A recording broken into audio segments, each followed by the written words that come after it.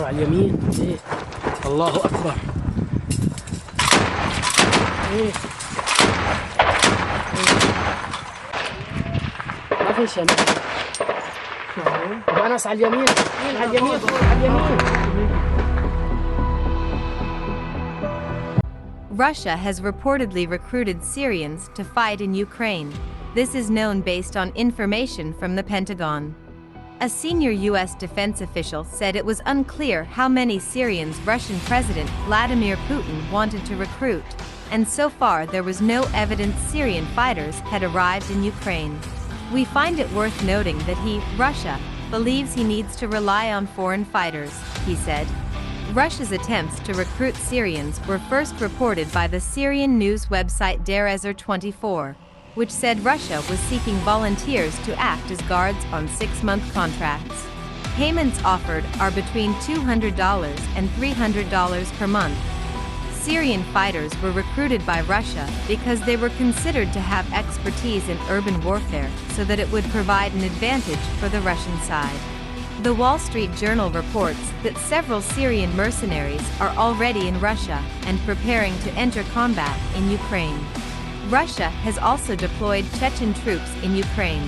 It was known by the Chechen leader, Ramzan Kadyrov, who is a close ally of Putin. Last week, the Secretary of Ukraine's National Security and Defense Council, Alexei Danilov, alleged that a unit of Chechen special forces had been sent to assassinate Ukrainian President Volodymyr Zelensky. Danilov said Ukraine had received clues from within Russia's FSB intelligence agency and had intercepted and killed a Chechen assassination squad on the outskirts of Kiev. There is no sign yet of the Belarusian army taking part in the Russian invasion of Ukraine or even preparing to take part. But according to the Pentagon, there are reports that they may be sent to the front lines. Reports of recruiting foreign fighters come as Russia's offensive into Kiev continues to stall, which the Pentagon says has stalled even after Putin deployed nearly 100% of the substantial invasion force he has amassed on the Ukrainian border, comprising 127 battalion tactical groups. "We're not seeing much progress," said a senior U.S. defense official. The U.S. also considers Ukrainian airspace to be contested, as Kiev government forces still have most of their aircraft available and ready to fly, and its air defenses are still functioning. But the official warned that Russian troops are making more progress in the south, and Vladimir Putin still has more fighting power available to him, especially his air force, which has so far remained on the sidelines of the war. When ground strikes stalled, the Pentagon said Russia was relying more on rocket and missile strikes from a long range.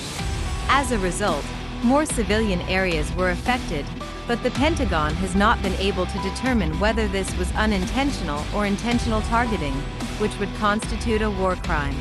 Ukraine itself has formed an international legion of foreign volunteers to defend it. Ukrainian Foreign Minister Dmytro Kuleba claimed that more than 20,000 people from 52 countries have said they are willing to come to his country to serve with the Ukrainian armed forces. Kuleba did not say how many foreign fighters arrived in Ukraine and did not specify the nationalities of the volunteers. But he said several countries of origin for would-be volunteers forbid fighting in foreign wars.